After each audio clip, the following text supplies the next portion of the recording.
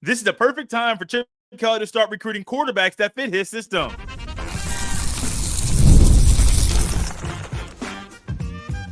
You are Locked On Buckeyes, your daily podcast on the Ohio State Buckeyes. Part of the Locked On Podcast Network, your team every day. Welcome in, Buckeye fans, to a Friday, a feel-good Friday edition of Locked On Buckeyes, part of the Locked On Podcast Network, here on Friday, May 2nd in the year 2024. I'm your host, Jay Stevens, also the host of the Jay Stevens Podcast, and today's episode is brought to you by Monopoly Go. Game off. We got to talk more about Monopoly Go. This fast-paced game lets you team up with friends for tournaments to unlock awesome prizes like unique stickers for trading, cool playing pieces, and hilarious emojis for taunting your friends. So download Monopoly Go now, free on Google Play or the App Store. Game on. During today's episode, Locked On recruiting analyst Brian Smith is back with us. Him and I discuss why Chip Kelly extended an offer to 2026 quarterback Faizon Brandon. Also, what the Buckeyes have done to make Justin Hill feel like an Ohio State priority, and a big mammoth offer the lineman down in Georgia that is on the Buckeyes' radar. It's a feel-good Friday recruiting update as well. Let's enjoy the show and kick off the weekend. And as you welcome in Brian Smith, I'd like to thank LinkedIn Jobs for being the official college football recruiting sponsor across the Locked On College Network. These days, every new potential hire can feel like a high-stakes wager for your small business. That's why LinkedIn Jobs helps find the right people for your team faster and for free. Post your job for free at linkedin.com/LockedOnCollege. Terms and conditions apply. This time of year, Brian, we're preparing for the official visit cycle to happen. And one of the guys I'm going to talk about today is actually scheduled to take an official visit to Ohio State in the few weeks at the end of this month. But first, we're going to the class after that one, the 2026 class.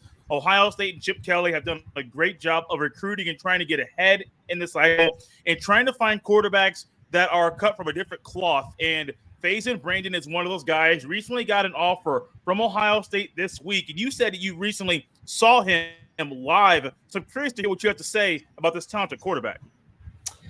195 pounds, very athletic. If he just walked by you on the street and you said, what position does this kid play? You'd be like, oh, he's a split end. He's a free safety. He's a really long, lanky kid, very athletic for his age. He's got 2 years of high school left. Pretty humble. But like I watched him run the 40. He was coming right at me at Elite 11. Watched him roll out and throw passes, etc. He's got a pretty good arm already. He can do the things that you can't teach. And if you watch him, like the way he can stop and start and all that, he's more like a receiver playing quarterback. So this is more of an Urban Meyer style quarterback, but one that is also a pretty natural passer considering where he's at. He didn't know all the drills and the things that he was going to see at Elite 11. I expect when I see him next year to be better. But Faizon was really good at just taking the coaching and learning, and he got better as the day went on. When he'd go through a drill, he'd pick it up. So he's also an intelligent kid too. So I'm sure Chip Kelly would prefer this kind of quarterback. That's what this is. There's no doubt in my mind. So he's completely the opposite of Julian Sagan. Julian is a pocket guy that'll roll a little bit and throw. This kid is, if you wanted to line him up a receiver on a play, you could. So a totally different football player. So that's an interesting contrast because we're so used to the pocket pass, or Ohio State guys have been used to just seeing the pocket passer. They may be a little athletic, but Ryan Day didn't really use that. He put the emphasis on their arm. But this is more of that dual threat guy. You say more of an Urban Meyer type of quarterback. I like that style a lot. I think it's very lethal and a deadly weapon in college football. But I wonder if Ryan Day might be allowing Chip Kelly to go get the guys Kelly wants to fit what Kelly wants in a quarterback and not the style that Ryan Day and Ohio State fans have grown accustomed to seeing over the past few years. I think that had to have been one of the selling points for him to come from UCLA. Like, if I'm not going to be able to shop for the groceries, why am I going to cook? That would be kind of like, that's an old Bill Parcells line that I'm sure you've heard, but it's true. I mean, Chip Kelly doesn't need the money. He's a famous coach. There's nothing left for him to really prove. So unless he's going to do it pretty much his way, why would he coach at all at this point is kind of my guess. So, and you can do it. I mean, they've had guys that are mobile. CJ and some of these other guys, they could run when they wanted to. This kid is just so gifted. You almost have to call his number. When he decides to hit the button, the other guys are standing behind him. So there's not a lot of guys like that can actually pass. And when I heard before the event, because I didn't even watch his huddle film first, hey, he can really go. One of my buddies watching, he said, man, this kid puts his foot on the gas. He just runs by people for 70-yard scores. And I'm like, okay, well, let's see. But he had a pretty natural throwing motion. He just wasn't all that familiar with some of the drills. He's a sophomore in high school, but the arm is alive. He's got a really twitchy body and how he can contort it and make throws from awkward angles. If he takes to the craft and truly wants to study the inner mind of what it's got to be a quarterback, he still starts in the pocket. And then the other stuff, he can do that anytime. The art is already there. Now he's got to work on the science. The one thing that I grow to appreciate a little bit more than I expected was his pocket presence and his pocket awareness. And when watching the huddle film, realizing he can pick up, it has a great feel and sense for where the rush is, where the defense is coming from, where they're trying to get pressure from. And his clock is, hey, if it's not there, he's gone. And that's something I think that, especially last year, McCord wasn't the best with pocket awareness and his pocket presence. And I think that's one thing that frustrated a lot of Ohio State fans. It's why is his clock not sped up? Or when it gets sped up, he cannot do the right thing and make the right decision. He's only a sophomore. You said that a few times, and even the numbers that I see, my eyes are popping out of my head because he's a sophomore who only threw 3 interceptions. Team went 13-1, had over 500 rushing yards, 9 touchdowns on the ground, 36 passing touchdowns, and over 3,000 passing yards as a sophomore. And so, I said freshman. So as a sophomore, he's doing this, but also being able to have good pocket presence and pocket awareness. Those are 2 things that I think in his junior year and also senior years, he'll be able to progress. And the numbers may stay the same, but it's the crispness of his throwing motion and being able to be more accurate. I think that will improve as his pocket presence improves as well. Yeah, this is a maturation process. You're absolutely right. Some of that natural innate ability, okay, there's somebody over my shoulder or whatever. I don't know how you explain that to somebody because the kids that don't have it don't end up at quarterback long because they get beat to crap. They're going to take some big hits. You have to find a way to escape and at least get a pass off. But when he escapes, the options are so broad. Extend the play, just take off and get 5 yards and slide, or make a guy miss, run over a guy. His list is rather extravagant. So that's why he's like, I think it's 247 has the number 1 player in the country. I think that's more projection, but physically, he's a kid that can just do whatever he wants. So again, does Faizon Brandon take to the craft and learn the post-snap reads are everything at the highest level. All the talent in the world's worthless. If you can't make post-snap reads, you stand on the sidelines just like I do. So we're not there yet. In college, you could still use athleticism and some basic first or second reads and get away with it.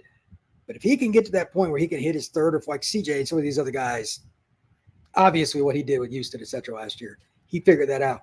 If he can do that with his athleticism, he'd be the best player on the planet because Faizon is just such an athletic kid. He does things that, God taught, not a coach. So he just needs to continue to progress. Don't worry about it. Each day he'll get better. With him being a 2026 prospect and the official visit window for him not being open, I'm always curious to see, as you say all the time, where is his action? Where is he going? What schools is he visiting on unofficial visits? He attended Ohio State during a spring practice session last year. And the thought is he might come to Ohio State during the summer for one of the summer camps as well. Sure. Getting him on campus, going into the summer, going into his sophomore year, then the summer going into his junior year, that's huge for a guy who you just offered. Chip Kelly's going to wants to do some special things with the quarterback position. And I think if he comes in the summer for sure, the Buckeyes have a really good, realistic opportunity to get him. If you get kids like this on campus multiple times before their senior year, as a general rule, you're at the very least going to acquire an official visit. And I don't think it's hard to sell Ohio State's offense, especially with the receivers he'd be throwing to either. So that also benefits him quite a bit. The other part to this, he's going to be able to talk to guys like Chip Kelly, et cetera. How hard a sell is it really? You got Chip and Ryan there. Right. I mean, I'm not saying it's a slam dunk. He's from the South, et cetera. But, like, this shouldn't be that difficult. This should be one of the schools, if they decide to go their route, that gets a visit at the very least. So I'll be surprised if he's not there sometime between now and early September, for however it works out best for him and his family. Faizon Brandon is a 2026 prospect, a really talented quarterback. But next up is the 2025 linebacker who the Buckeyes are making him feel like he's a priority for Ryan Day and the other coaches in Columbus. We'll talk about him next. This episode is brought to you by eBay Motors. Passion, drive, and patience. The formula for winning championships is also what keeps your ride or die alive.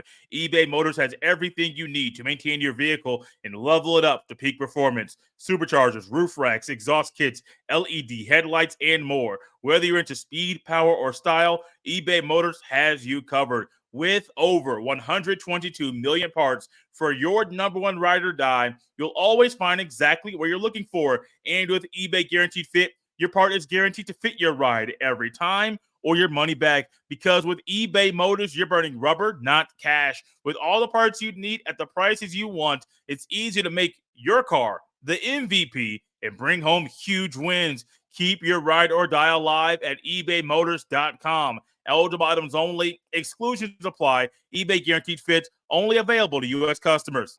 This episode is brought to you by Billiards Plus. Billiards Plus has the best selection of pool tables, game tables, shuffleboard tables, and more. And the best service in Central Ohio. Billiards Plus also has everything you need for in-home and even backyard entertainment. Billiards Plus carries the best pool tables from Brunswick, Ahausen, Canada, billiards, and more. And the grills? Whether you like charcoal or gas or wood-fired, Billiards Plus has a perfect setup for all grillers. They are family-owned and operated, and when you talk to the staff at Billiards Plus, you're talking to an expert who won't steer you wrong.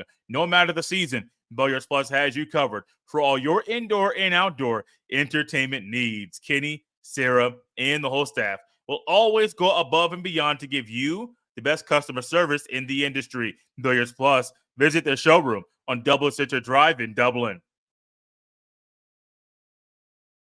Are you watching Fox Sports or ESPN on your TV all day? Have to turn down the volume with all that shouting? Make the switch to Locked On Sports today, a free 24/7 sports streaming channel programmed for you every day to bring you the biggest stories without all the screaming. Locked On Sports Today brings you can't-miss analysis, opinions, and news, streaming 24/7 on YouTube or the free Amazon Fire TV channels app, part of the Locked On Podcast Network, your team every day. Brian, we always talk about and sometimes highlight the importance of Ohio State recruiting the state of Ohio. And Justin Hill, a linebacker who plays in Cincinnati, is one of those guys that Ohio State is targeting, put an emphasis on, and making him feel like a priority right now. When a kid this talented feels like a priority for Ohio State, I think that's a big deal. It's a rare thing anymore, isn't it? Like when I was a kid, they used to take 12 kids a year from Ohio. They sure as heck don't anymore. Yeah. But I watched this kid's film. I'm like, okay, he can help you in multiple ways. Pass rusher, he could probably play inside linebacker. He's twitchy, very aggressive. He's a Cincinnati kid. He's an hour and a half from Columbus, something like that. I don't know what it is exactly. Maybe 2 hours. I mean, that should be a slam dunk. Again, just kind of like with Faizon Brandon. You got to at least get a visit here. He's an in-state kid that you're focusing on. I would assume that's the case. I'm sure Michigan, Kentucky, Tennessee, and a bunch of other schools are recruiting him too. But as our general rule, when Ohio State has wanted an in-state prospect over my lifetime, they probably win 9 out of 10 battles, if not more. So I'd say it looks like the path is heading towards central part of Ohio. So when I watch his film, he's 6'3", about 220 pounds. I see a guy that can be a rush end, a good pass rusher. But I also see a guy that can play outside linebacker off the ball in more of the will linebacker spot. You say middle linebacker. Are you seeing a guy at the next level that can be interchangeable between multiple linebacker spots, but also be a rush end as well? Depends on the scheme you want to run. Some of these teams run that 3-3 stack. DN moves back to linebacker sometimes, so it does get a little fuzzy on what you mean by that. I'm thinking traditional 4-3. I could see him as a will. I don't know if he'd play Mike or not, because I'd want him just to play more down. Mike has so many responsibilities and play calls and all that. Yeah. I'd have to know the kid to say that. That's a mentality deal. That has nothing to do with physical traits. Like, you got to want to do that. So it's a lot to handle. But athletically, he probably could. So I don't know what the Buckeye staff thinks is best for this young man. But again, he dominates at the high school level, plays good competition in Cincinnati, and he's a guy that could play multiple spots. And he's from your home state. Yeah. These are the kind of kids, you don't worry about the position, you get the player and you figure it out. That's what Woody Hayes would have done. That's what Urban would have done, et cetera. Get the best player, figure out the position later. Urban Meyer is one of those guys that I think would see a guy like this and say, oh, we're going to do whatever it takes for us to get him. No matter what it is, we must get him on campus multiple times during his recruiting, but then make sure he signs and plays for us down the road. I think Ryan Day's taking that same approach as I read Justin Hill has. He talks multiple times a week to either Ryan Day or Jim Knowles or James Laurinaitis, and just that combination of all three of those coaches having a consistent communication with Hill, that's huge. How often do you hear recruits talk about how frequently they talk to coaches? Is it generally multiple times a week they hear from a particular coach at a school?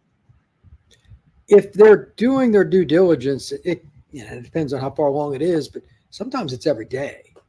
Early in the process, and there's different limits on when you can contact and all that, but the text messaging and the DMs get crazy. I know kids, I mentioned to a kid once at a 7-on-7, hey, you didn't get back with me. And he goes, dude, I have 100 DMs that I haven't answered yet.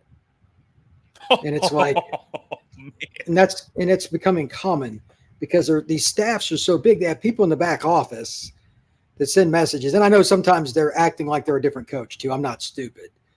And these kids just get bombarded. So depends on what you're saying, because the kid doesn't even know who he's talking to sometimes. That's just reality. But at the same time, they got all these recruiting assistants, Ohio State, Alabama, USC, whatever. They can also send out messages. They put out Instagram posts and stuff to get these kids away. So there's different forms of communication now, and it's really unique. Everybody's got their own thing. But the actual conversations on the phone, I know Urban used to stop by office. He'd knock on your door and say, have you contacted player A, B, or C in the last 48 hours, or whatever, stuff like that. And he's probably not the only one. Nick Saban, I'm sure, you know how he is. He probably had a chart with that kind of stuff too. And if you don't work for them anymore. Football is 80% recruiting, man. That's just bottom line. So I'd imagine a kid like this is hearing from multiple guys on the staff, and he's probably hearing from some of the recruiting assistants as well. As recruiting staffs get bigger and coaching staffs get bigger, I wonder if it could at some point be too big. Because as you're talking about it, you say it all the time about how recruiting staffs and coaching staffs in college continue to get bigger and bigger and bigger and bigger. And as recruits continue to get bombarded, even after going to a school, some schools will still be contacting that one player and still trying to poach him and pull him away from that school. Is the current landscape of college football, when the recruiting, is it in a good and healthy spot? I don't think it could be much worse. I mean, the portal and NIL make it a disaster. If you don't understand what that is, I'm not going to go into it, but there's no continuity. You got the wrong people making decisions. There's no policing.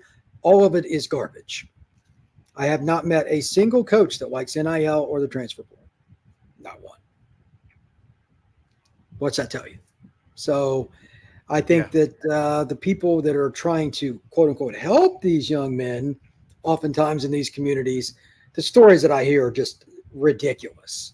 And I just found out about a kid that at one point Ohio State was recruiting, but he had somebody around him trying to finagle a school into saying, hey, you got to give us this or we're not coming.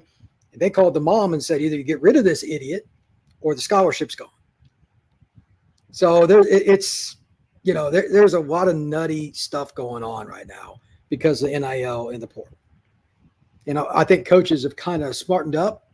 I'm seeing fewer commitments early this year, and it's because of stuff like this. Ohio State has got to be one of the schools. I know they spend a lot on NIL with the transfers and stuff and their quarterbacks, but that's one thing. The high school kids, you just can't pay up front for a lot of, because you don't know how they're going to adapt to college. Like Jeremiah is different. He's like he's physically ready for the NFL, but he's a once a decade kind of player coming through. There just aren't many guys like that. So overall, the portal is terrible. NIL has screwed everything up. That's not really debatable. And there's only so many ways you can navigate it, because sometimes you're not in control because you need a player really bad. Puts coaches in awkward spots, and that's why they keep trying to go to the NFL. They don't want to deal with it anymore. No, they don't. Brian, with 2 players down, there's one more left on our chart for the day. The talented offensive lineman down in Georgia who was on the Buckeyes radar, and I hear he's rising up the recruiting charts as well. We'll talk about it next. This episode is brought to you by Monopoly Go. All right, game off. We got to pause here to talk more about Monopoly Go. I know what you're saying. Flag on the play. You already talked about that, but there is just so much good stuff in this game. In Monopoly Go, you can team up with friends for time tournaments where you work together to build up each other's boards. The more you win together, the more awesome prizes you unlock. And there's so much to get. Unique stickers you can trade with friends to complete albums for big prizes, cool new playing pieces to travel the boards with, hilarious emojis for taunting friends when you smash their buildings or heist their vaults. Plus, Monopoly Go feels new and exciting every day with constantly changing tournaments and challenges. A ton include their own unique mini games like digging for treasure or a robot pachinko machine. And there's always new timed events to help you win big, like massive multipliers for everything you win or rent frenzies. There's always something fun to discover in Monopoly Go. So get off the bench and go download it now, free on Google Play or the App Store. Game on. Brian, Andrew Stargel, offensive lineman down in Roswell, Georgia. He is one of those guys that as an offensive lineman, you don't think he's going to be an instant impact guy and start year one. I don't think that. I don't see that when I see Stargel. But I do believe he will be a guy down the road wherever he plays college football that will be a big piece of the pie. Once he gets developed, this young man can be really good. I think he'll end up inside, if I have to guess, just based on how he plays. Kind of reminds me of Michigan State from about 7-8 years ago. Really good football player, knows what he's supposed to do, plays within the scheme. One guy trying to work with the other guys on the offensive line to make 5 as a unit. And he plays at Roswell, which is a program just outside Atlanta. He's playing against good competition. I think that This is the kind of guy that's a developmental player for Ohio State or another major program. And after a redshirt year, he can start competing. But by his 3rd year, he would have a chance to start. The power is there. Pretty good feet. The mentality, though, tells me more guard than tackle, just the way he likes to attack. And that's okay. Got to have some of those. Ohio State could have probably used that a little bit over the last couple of seasons, to be honest. So it's interesting that they're going this route. This is more like what Harbaugh would have recruited, to be honest with you. That's what this reminds me of.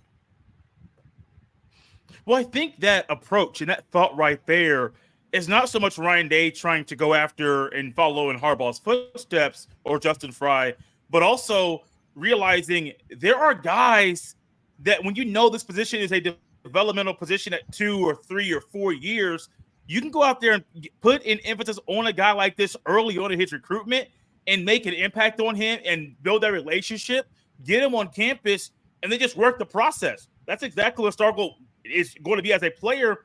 And I think Ohio State's realizing we get him here. He's here for a few years. He can be an impact player for us down the road, but you need these guys on your roster.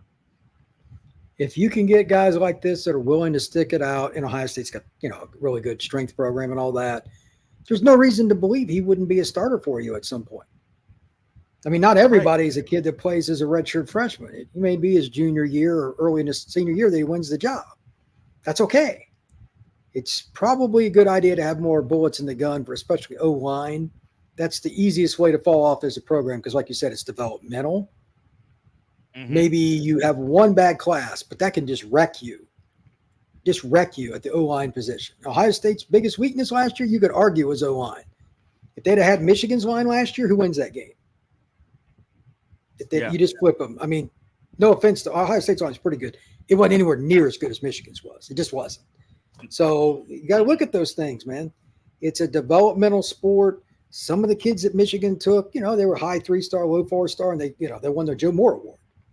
So it's about coaching and development. Brian, I got a question for you. You've been doing this, I think, 20 plus years covering recruiting. And these recruiting databases, there's more now than there's ever been.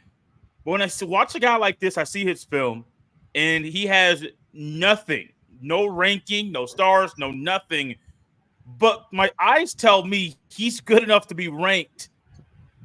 I'm curious how you go about having a guy this talented having 0 ranking. And I was looking at 247 Sports at the time, which kind of confused me. He's good enough to be ranked, but I don't know why he's not.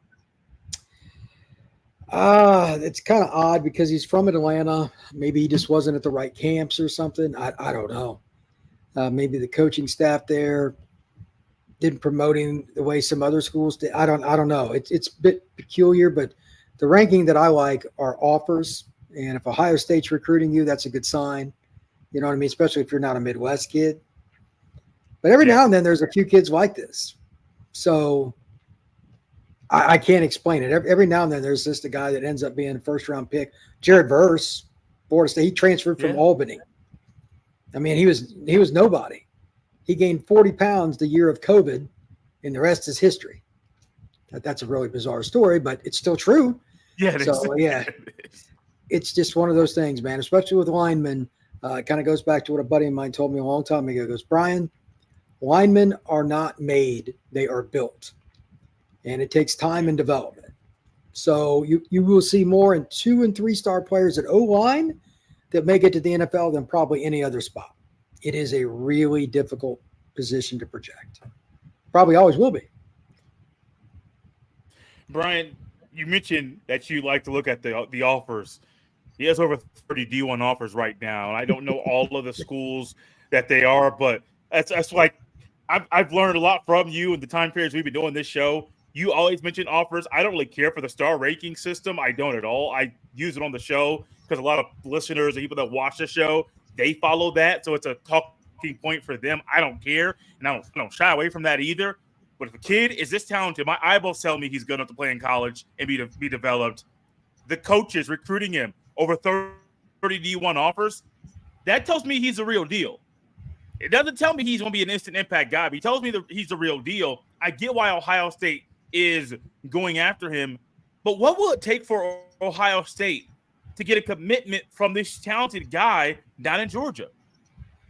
I think the visit for him will be important. Southern kid, lives on the edge of Atlanta.